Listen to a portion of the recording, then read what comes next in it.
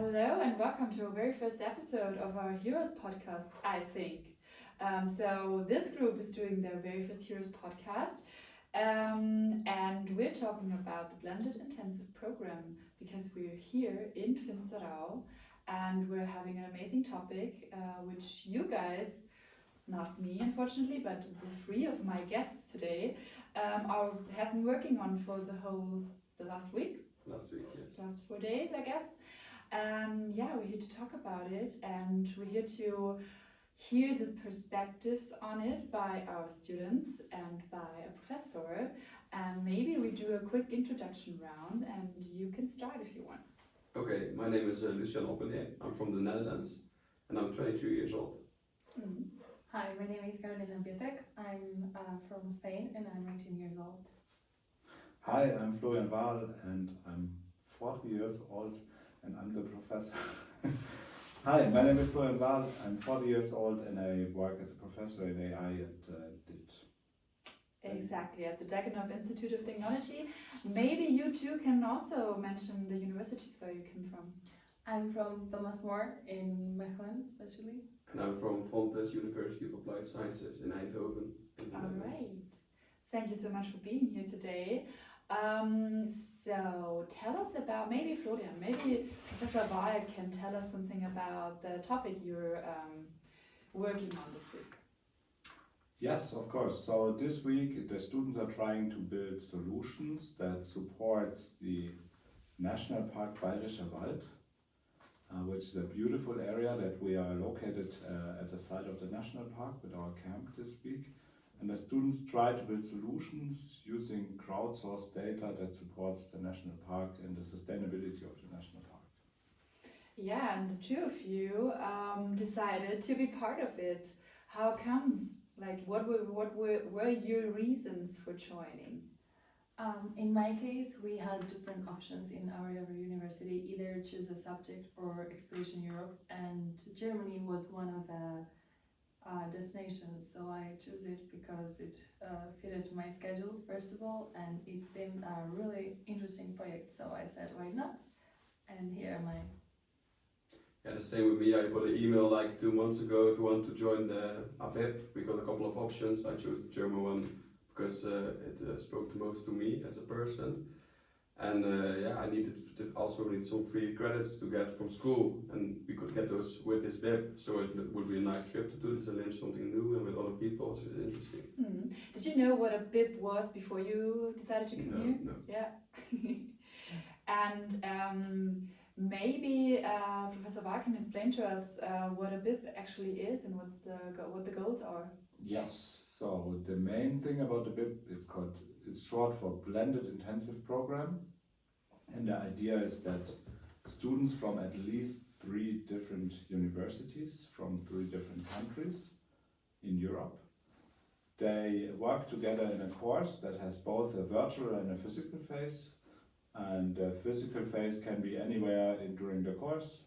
So for us, we had a couple of virtual meetings, 4 virtual meetings beforehand, where the students build the teams and they get to know each other and they start learning about design thinking in our case. And then we have this physical on-site week where the students work together, interdisciplinary, so from different technical backgrounds, cultural communication backgrounds, so different study programs, and also so interdisciplinary and intercultural, so from different countries. But this BIPs, what they all have in common is that there's a virtual and a physical phase.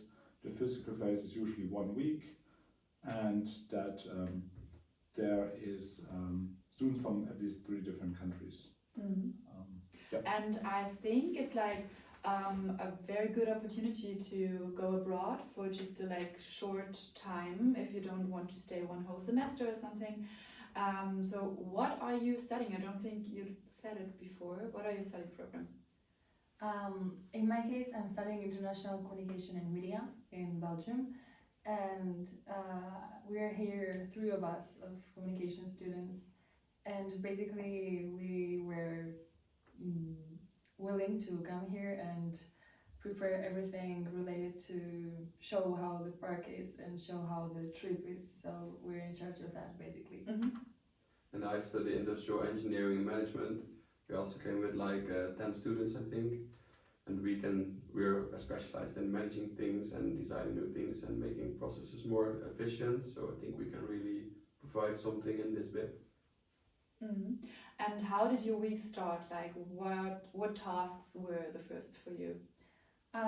First we arrived, we had a, let's say, meeting session, like getting to know each other. We check in the place, and after that we had a briefing, an introduction to how the week is gonna be. And yeah, basically we started working in our project. We started a month ago with the online sessions, but as soon as we arrived here, we started to work finally in person with our groups and discussing different questions and hypothetical situations we were gonna deal with. And you did a lot of like hiking already here, or? Yeah, with Tuesday we went on a big hike. Uh-huh. We went to the national park. We were hiked to the forest with a guide. She told us all about the animals, and we could talk to different kinds of visitors of the park to get to know a problem, to see if there's any problem and to find solutions. So that was very interesting. What was your first thought when you arrived here? It was a little bit scary, if I'm honest, because we came here in the middle of nowhere, and I was expecting, I knew that I was gonna be for a week.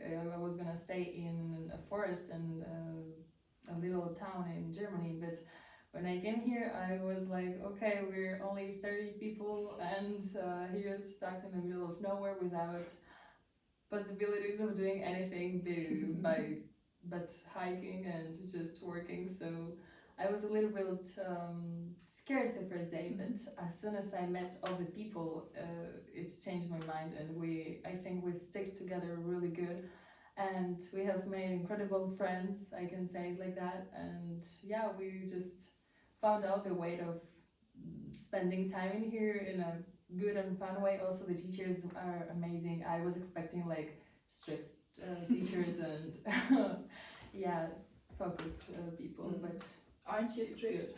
We are focused. No. They're focused, of course. But I was expecting something much more boring, let's say like that. But it's totally the opposite. So it's incredible.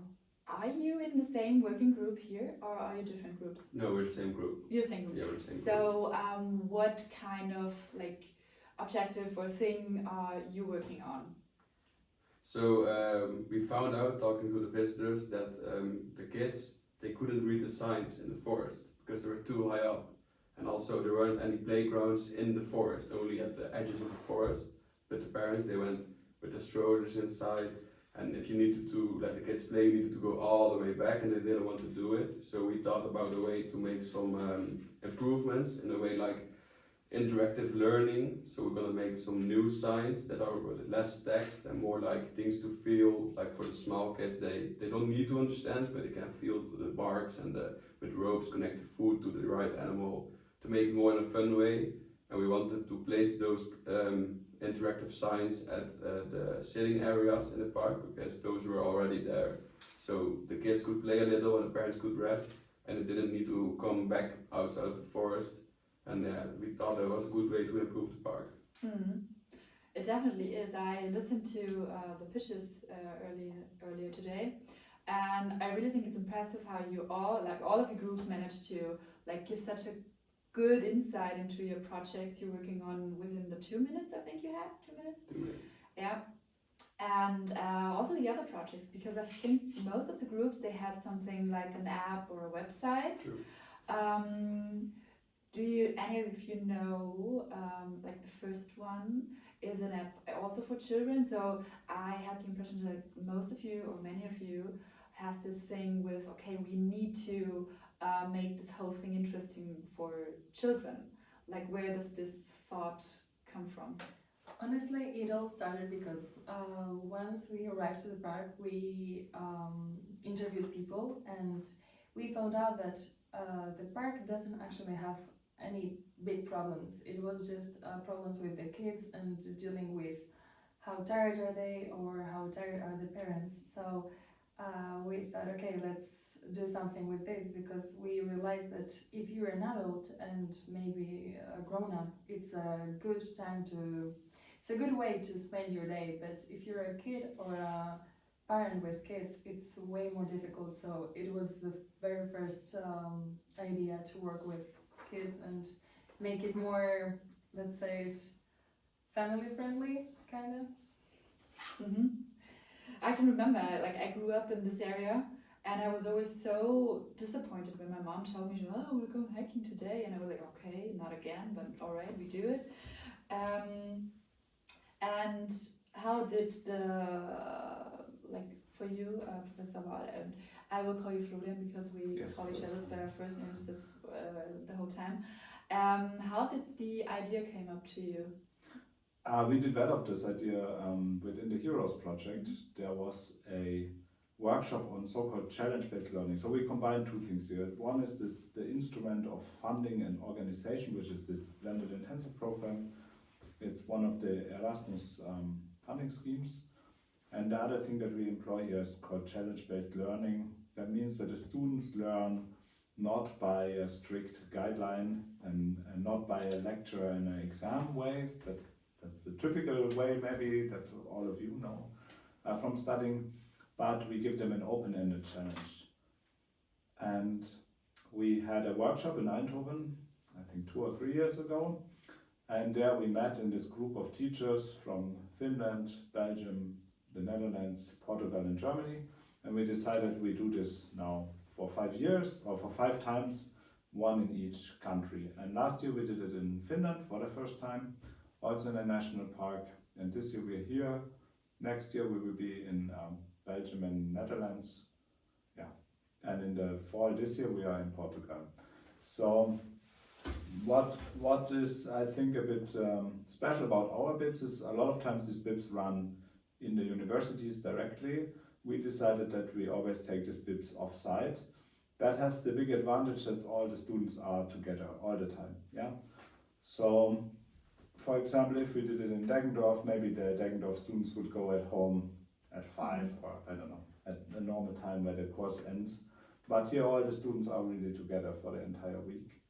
And that helps them to connect much more on a deeper level and also to work a bit around the clock on these problems. And so we figure that I think this is what is unique about our BIP and what the students also really like in the end. And with the professors, like, is there one professor per university, or are there only 4? So typically there's one professor coming per university. There is, I think, 2 from the Finnish institution this time, because I think one is handing over this BIP to the other eventually. But 1 or 2 professors are coming from each university. So sometimes it's not possible for all of the professors to join, because it's very difficult to schedule this, because all the countries have different holiday schedules and different holidays and different academic year schedules.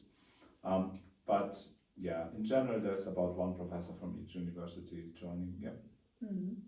And you said that, like, the challenge-based learning and the blended intensive programs are very good, like, are very handy for getting to know new lecture methods.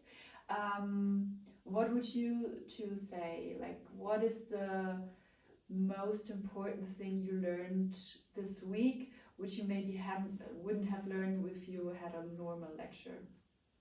Well, I think the thing is, normally it's in like a classroom, it's very strict, you do this, you're now going to do that and that, and now we get much more freedom and more creative. My study is not very creative, we do very much things with data and stuff, and now we can really express our creative side, and I really like that, to be more creative and working with people. So it's like nice to have a change from the normal IAM stuff to going to this bit. And what is your role in your group?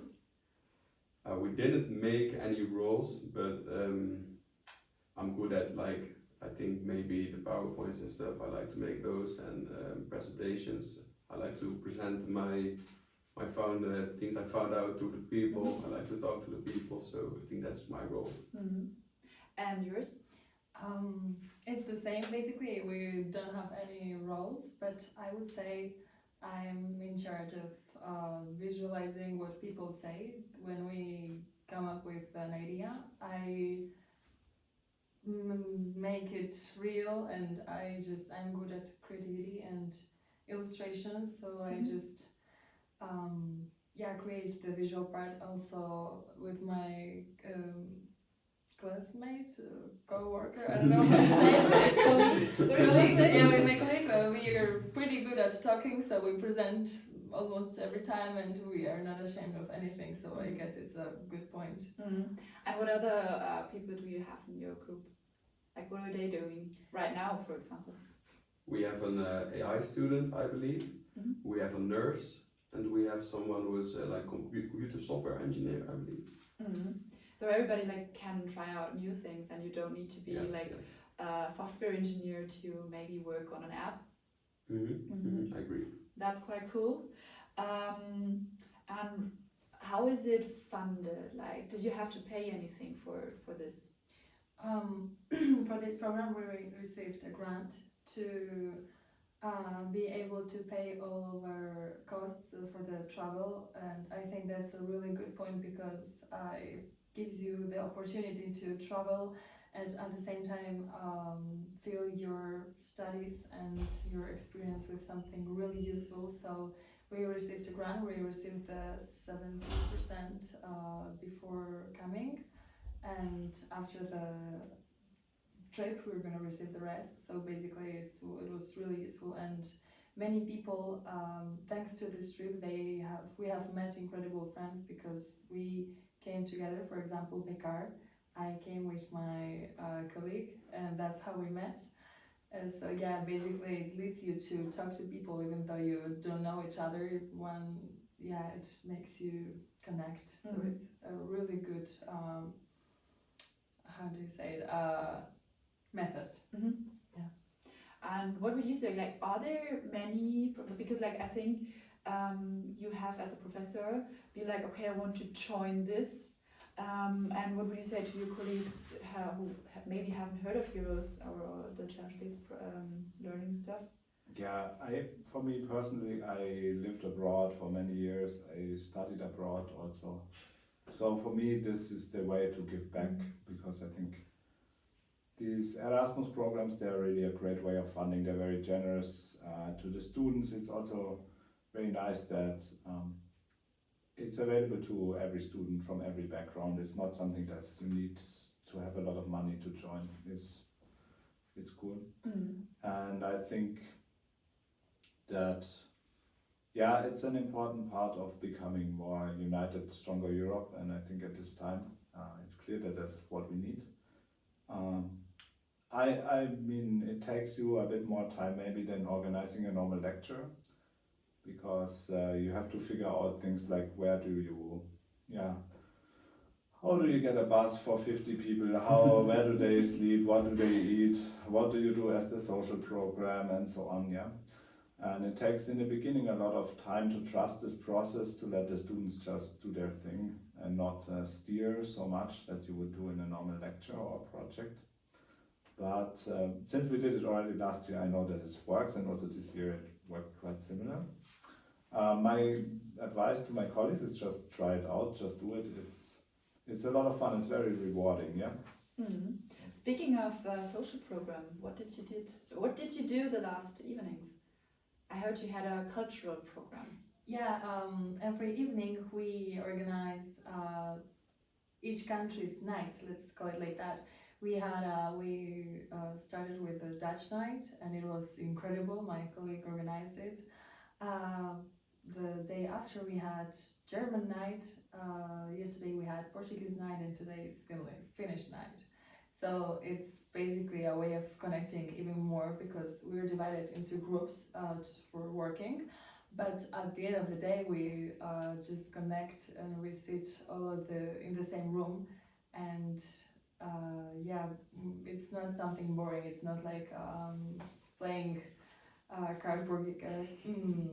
card games or something like that. It's the opposite. It's being active and quizzes. We get to learn something about each country, and it's a way of connecting with other cultures. It's a, I don't know, mindful and really creative way. So it's really good. And also maybe to connect with the professors more, because like I think it's always a great opportunity to get insights of what they work on and how they are, and yeah, maybe connect on a different level. Speaking of it's you see, okay, professors are always just a person, like a person with much background knowledge on many things, but they are people, and then you can like just talk like normal people, and I think that's a big part of being in such a program. It's also very formal normally with the teachers. And this is like informal, so you get to know the teachers way better. And at school, I just send them an email, get an email back, talk to them after class. That's the only contact I have with the teachers, and here you can really, it's like in an informal way. It's very nice. But in general, teachers always like it when you send professors. You can always send emails. You will be surprised by how many opportunities you I remember that. But yeah, I know from studying myself that it looks so distant, but they are always approachable, and sometimes we wonder why not more students send us emails. Yeah, it's also nice to know. Just one maybe, I think we have also already like 20 minutes, so we have about 10 minutes left max. Let's speak about how does it get credited, because like you're not doing it for nothing this week.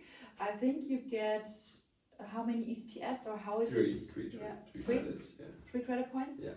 And it's for every study program, so it doesn't matter what you study, it's always 3 ECTS. Yeah, you can, at my school you can decide how you fill it in. So for me it was like you could use it for 3 credits. We have to get 2 free credits in year 2, I believe. Or you could use it like in a project in year 4. But I already did the project, so, and I need to get my free credits, so I thought this is like an amazing way to get those, because otherwise you need to do like long, boring stuff, I think. And this is like a fun way, you get a grant, you go on a mini vacation where you can also need to work, but it's also like a fun thing to do. Yeah, and you get to travel. Yeah, it was a perfect opportunity for me. Yeah. In my case, it was basically, we had a subject, it was 7 credits. So I had to either choose that one or this trip and one more subject, but I felt like you don't have this kind of opportunities every day, so I thought to myself, okay, let's lose those credits and go for the VIV program and just see what do I see there. And I'm not regretting it. Like definitely I recommend it to everyone, just lose those credits or maybe get less, but it's worth it, definitely. I also That's know nice. one of the Finnish guys, he's just here for the fun. He already told me he's already done, he doesn't need the credits anymore. But he said like this is like an amazing opportunity to get to know more people, to make your network bigger, and he said let's do it, and it's also nice. So you don't even need the credits, you can also come if you want to learn, but it's like an amazing way to enrich yourself, I think. Yeah, and even though we haven't finished yet, everyone's saying that we don't regret it and it was an amazing experience, and everyone's like not sad but disappointed because it's ending, and yeah, we had a super good time. That sounds amazing. So tomorrow you will have your end presentations. Yes. Are you prepared? I think so. I yes. think so too. We have been working in this project since last month, actually. So we started online. We did a lot online, but of course, until you aren't in the place, you cannot work as good as you could. So yeah, we have a really good group with the communication in our group is just amazing. So yeah, we just brainstorm every day, we communicate, we listen to everyone, and by doing that we ended up with a really good project, and I think tomorrow is gonna be fun, a good way of saying goodbye to this trip. How long is such a presentation going to take? 10 minutes, I believe. 10 minutes? 10 minutes. And then questions afterwards? Questions afterwards, like 5 more minutes or something. And how is it for you to grade those presentations? It's a lot. It's very easy. It's good. Yeah, it's good. Now we have a grading rubric, so a scheme that we use for grading, but they present not only to us, they also present to the stakeholders from the national park. And yeah, it's very easy to grade because all the students here are highly motivated.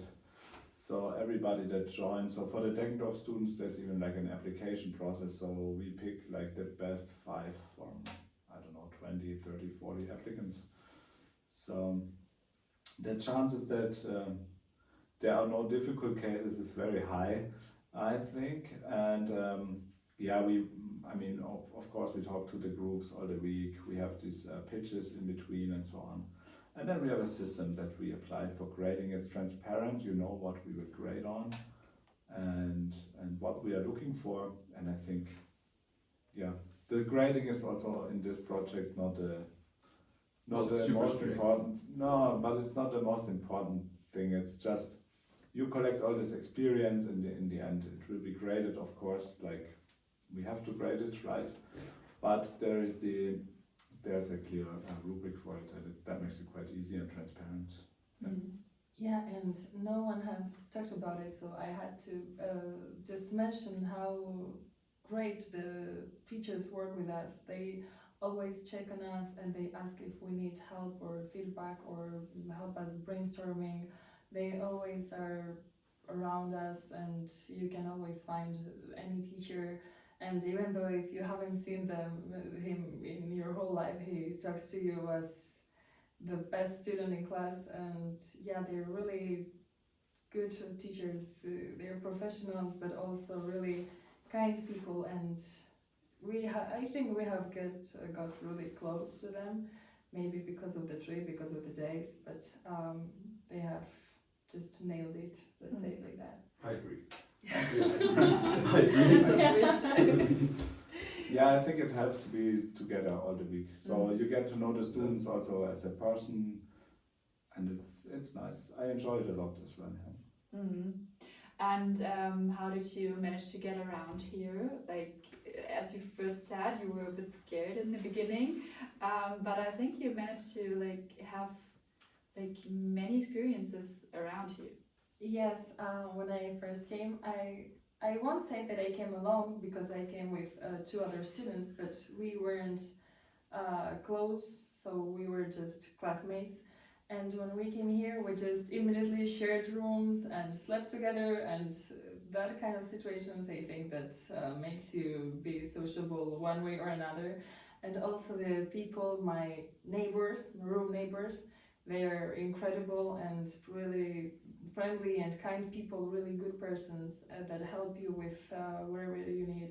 Even though we are supposed to work on our projects, each of us, if you need help or you don't understand something, there's help from anyone. So really good people in here. So, yeah. All right. So I have this question here on my sheet which says, what would you tell someone who's hesitant? But I think after everything you said by now, I don't know if there is any hesitation left for anyone. So please join. Do you have any last words? Did we miss something? Like, is there something you want to say to our listeners or people who maybe watched this? Me. Or you. How much more time do we have now? So I think, yeah, just try out the BIP if you are a student, if you're a teacher, give it a try and organize one. Yeah, join us if you want for the TRD students and all the students from the Heroes partners that are here with us. The next opportunity will be in Beja in October, November. We just scheduled it these days. And yeah, I totally agree. Even though I didn't know any of the Dutch students before, we all became really close. And even with Karolina, we didn't know each other. We spoke on Teams because we were on the same team, and she connected me like, hey, where do you live? We live close by, okay, let's drive together. And our first time meeting was like 8 hours together in the car. Yeah, 6 a.m. 6 a.m. in the morning, and at the end of the car ride we already knew each other, so it was really nice. Yeah. It was really a nice way. That's very cool. So maybe one last question for you, Florian.